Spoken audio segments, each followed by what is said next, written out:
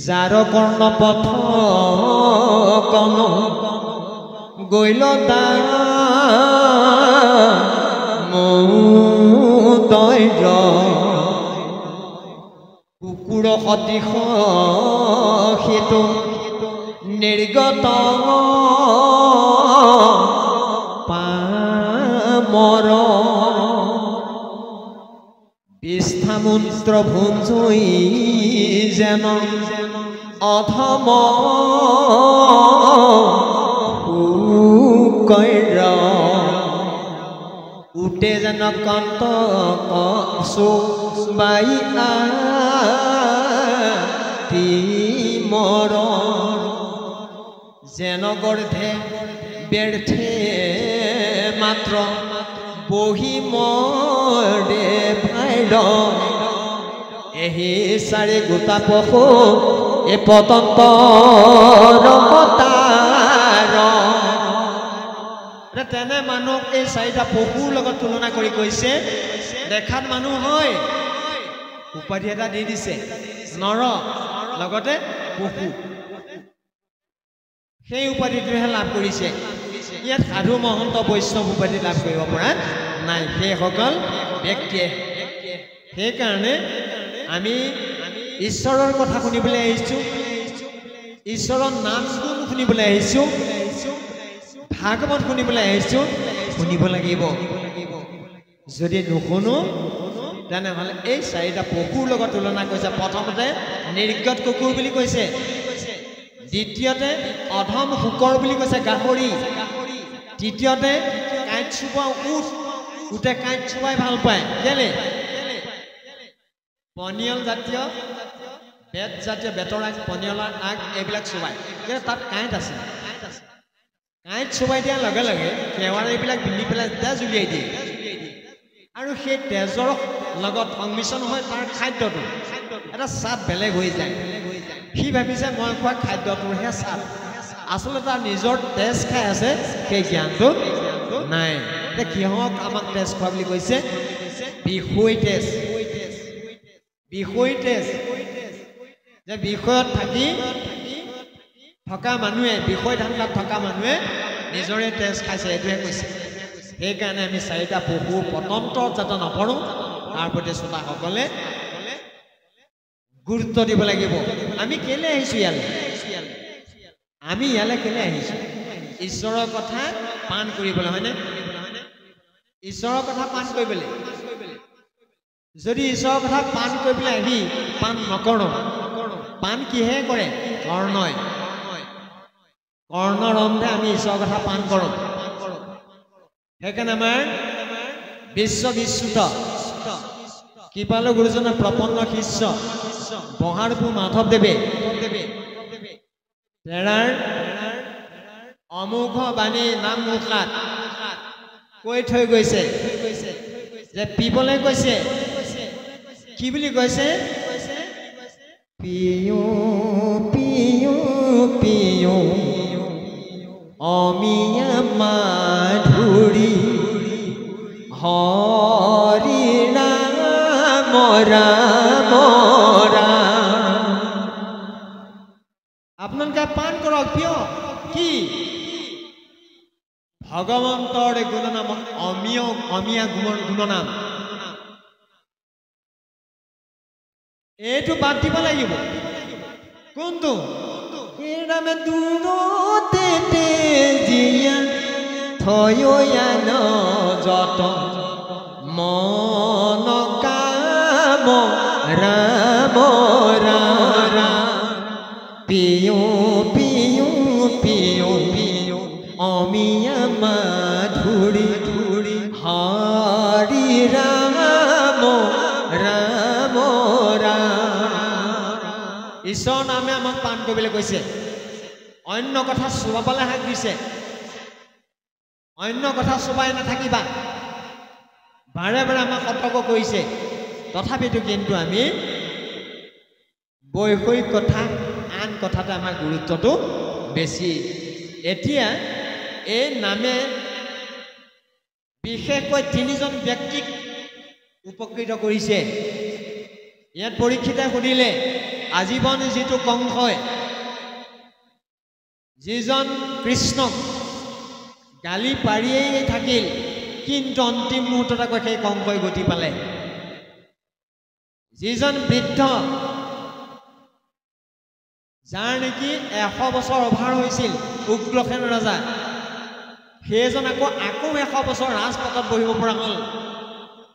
যাৰ স্পৰ্শনত কৃষ্ণ পৰশনে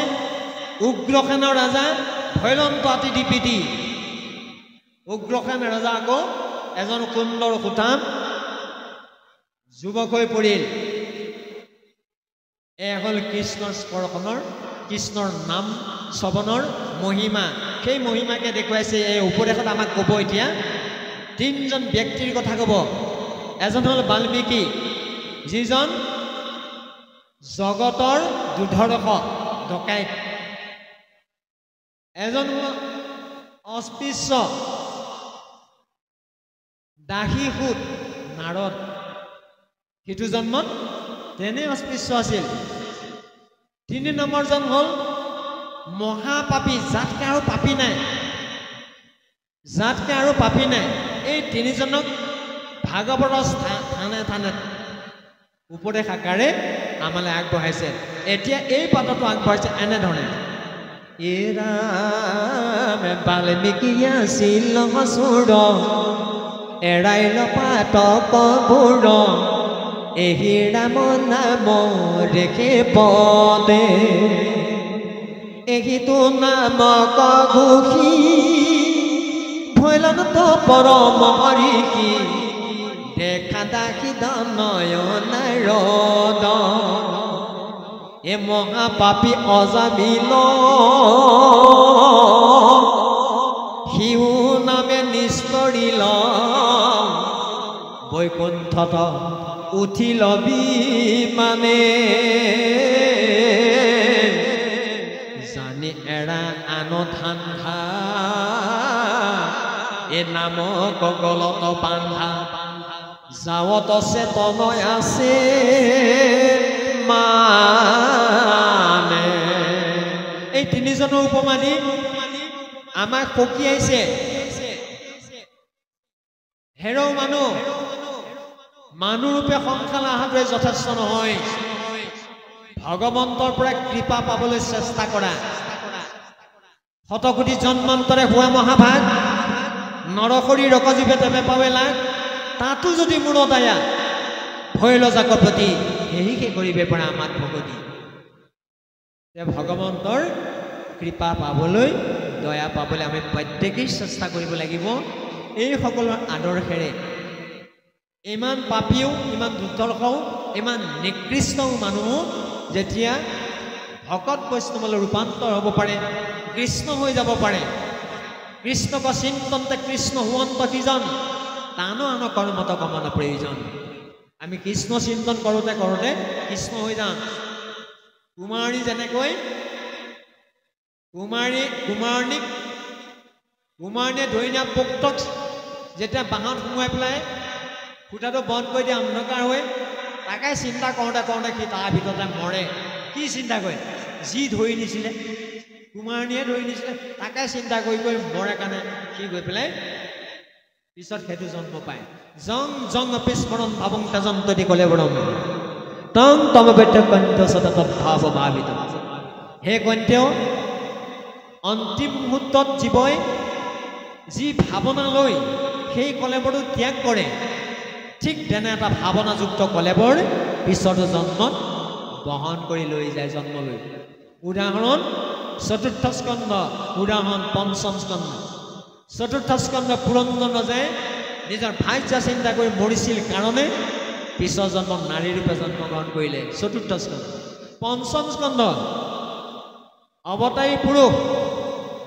ঋষভৰ জ্যেষ্ঠ সন্তান ভৰত যিজনে নেকি বিষয় বাসনা ত্যাগ কৰি তৰুণ কালতে ডেকা কালতে সমস্ত বিষয় বাসনা ত্যাগ কৰি পেলাই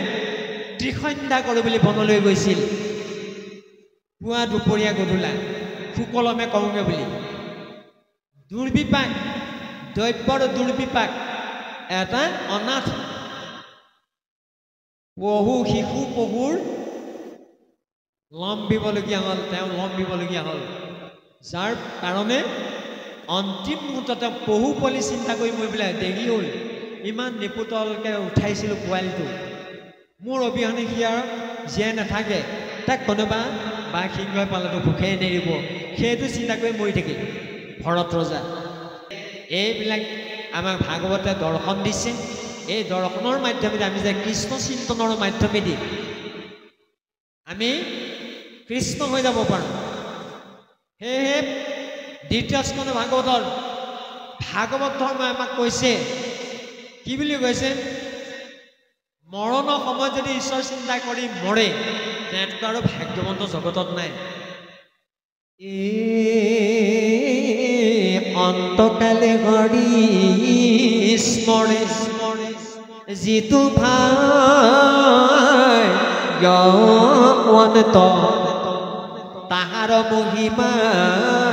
কহি কোনে পাৱে অন্ত যদি অন্তকালত তুমি হৰিস্মৰণ কৰি মৰিব পাৰা বোলে সেইজনৰ ভাগ্য অকমানৰ ভাগ্য নাই সেইকাৰণে শ্যামন্ত হৰণৰ প্ৰথমটো কীৰ্তনৰ ঘোষাত কি বুলি কৈছে ভাই মুখে বোলাৰা হৃদয় ধৰা ৰূপ এতেকে মুক্তি পাইবা কহিলো স্বৰূপ খাটাং কথা কৈ দিলো হেৰৌ মন ভাই যদি তই অন্তিম মুহূৰ্তত ঈশ্বৰৰ নাম আৰু ৰূপ চিন্তা কৰি মৰিব পাৰ তেনে খাটাং তোৰ সাৰূপ্য আৰু সাৰূপ্য হোৱাৰ লগে লগে এক নিমেষো মায়াময় সংসাৰত থাকিব নালাগে শালুক্যলৈ যোৱাৰ লগে লগে কিমান পুণ্যৰ ভাগী হৈ আহিছে সেই অনুপাতে তৃতীয় পৰ্যায়ত সাজুৰ্য তাতোতকৈও পুণ্য কৰি আহিছে তেনেহ'লে ভগৱন্তৰ কাষতে ৰাখিব সামীপ্য বোলে তাতোতকৈও পুণ্য কৰি আহিছে তেনেহ'লে ভগৱন্তৰ দেহত সোমাই ল'ব লীন বা নিৰ্বাণ এই 5 প্ৰকাৰ মুখ্য পাবলৈ সক্ষম হয় আৰু এটি বাক্যৰ পাছতেই এই 3 দিনীয়া কাৰ্যসূচী ভাগৱত পাঠ ব্যাখ্যা অনুষ্ঠানৰ পৰিসমাপ্তি ঘটিব আৰু কাৰ্যসূচী মতে 10টা বাজিলেই সামৰালৈ হয়তো হৈ যাব পুৰা 10টা এনে ঈশ্বৰে মিলাইছে কাটা 10টাৰ লগে লগে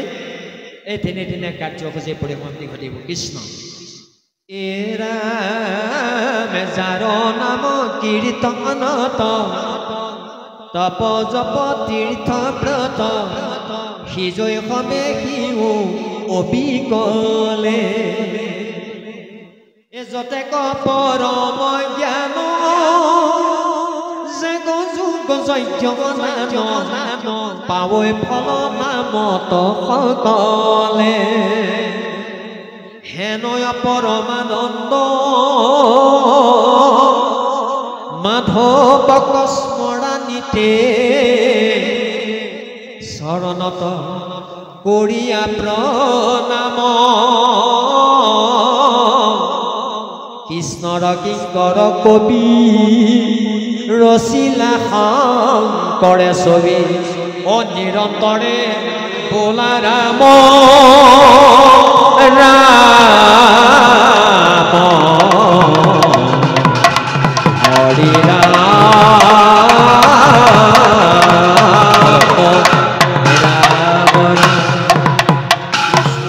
হে ৰামে যাৰ নাম কীৰ্তনত তপ জপ তীৰ্থ ব্ৰত সিজয় হবে সিও অবিকলে যতে পৰম জ্ঞান জাগ যুগ যজ্ঞ দান পাৱৈ সবে নামক